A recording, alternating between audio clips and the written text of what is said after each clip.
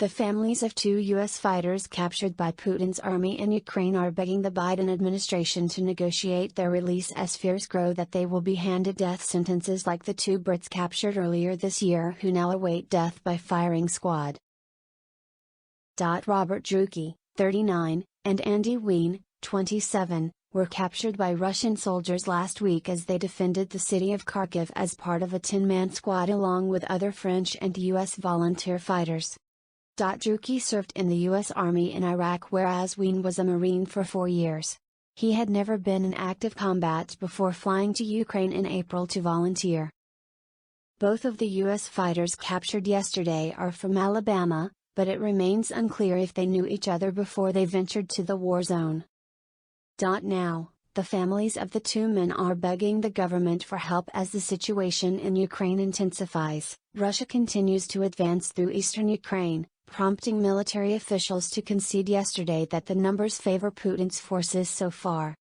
The U.S. pledged another $1 billion in weapons and aid yesterday amid criticism that the West has not done enough to help Ukrainian President Zelensky or his men. The war has now raged for over 3 months and shows no signs of slowing down, with Kharkiv, where the two Americans were captured, consistently under siege. Yesterday, Pentagon spokesman John Kirby said the administration would do everything we can to bring them safely home. However, he said their capture should serve as a reminder to Americans not to travel to the region. If true, we will do everything we can to get them safely back home. But this is an important point in time to remind that we discourage Americans from going to Ukraine and fighting. It is a war zone. It is combat. If you feel passionate about supporting Ukraine, there is any number of other ways to do that are safer. Ukraine is not the place for Americans right now, Kirby said at a White House press briefing. Hunt's fiancée, Joy Black, sobbed in an interview with Good Morning America on Thursday as she pleaded for help. We just really want him back.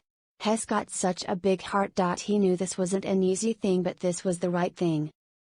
Even though not great things have happened, I'm still really, really proud of him.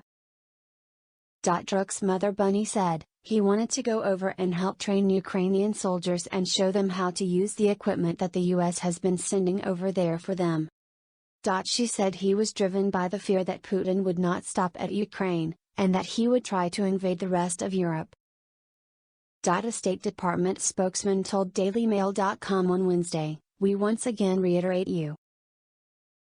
citizens should not travel to Ukraine due to the active armed conflict and the singling out of U.S. citizens in Ukraine by Russian government security officials, and that U.S. citizens in Ukraine should depart immediately if it is safe to do so using any commercial or other privately available ground transportation options.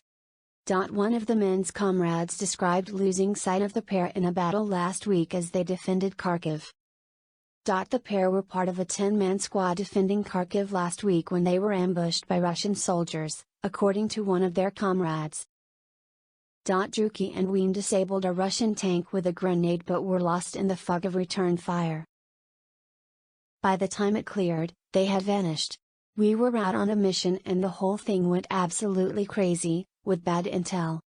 We were told the town was clear when it turned out the Russians were already assaulting it.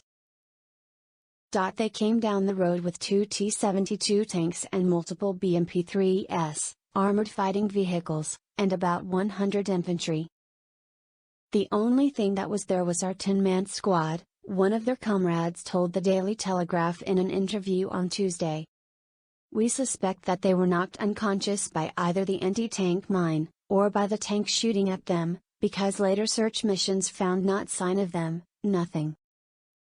Afterwards we sent drones up and had a Ukrainian search team on the ground, but we found nothing. If they had been hit by the tank shell there would have been remains of their bodies or equipment at the scene, he said. Russian forces claimed that night on the app Telegram to have captured 2 American soldiers. The Pentagon said the last packages include 2 Harpoon coastal defense systems, 18 howitzers, 36,000 rounds for them, artillery rockets, secure radios and money for training. On Wednesday, Chairman of the Joint Chiefs Mark Milley said it was not yet an inevitability that Russia would take hold of eastern Ukraine. There are no inevitabilities in war. War takes many, many turns. So I wouldn't say it's an inevitability. He conceded that the numbers clearly favor the Russians. Vadim Skibitsky, deputy head of Ukraine's military intelligence, said last week that the West had only given the country 10% of the weapons and support it needs. Druki served in Iraq but had struggled to find work or reintegrate into society after returning from war, his mother said. Tween served in the Marines for 4 years, including on a base in Okinawa, Japan, for 2 years, but he has never been in active combat before. Hunt's family have not yet commented on his capture. Before he flew to the region, he told a local media outlet in his hometown in Hartselle, Alabama, "I've made peace with the decision. I know there's a potential of me dying. I'm willing to give my life for what I believe is right. For what I've been taught is right, through really my eyes, Marine Corps, through God, and really just what is right," he said. He grew up in California but moved to Alabama after leaving the Marines in order to be closer to his fiancée, Joy Black, according to a local media report. She has not commented on his capture.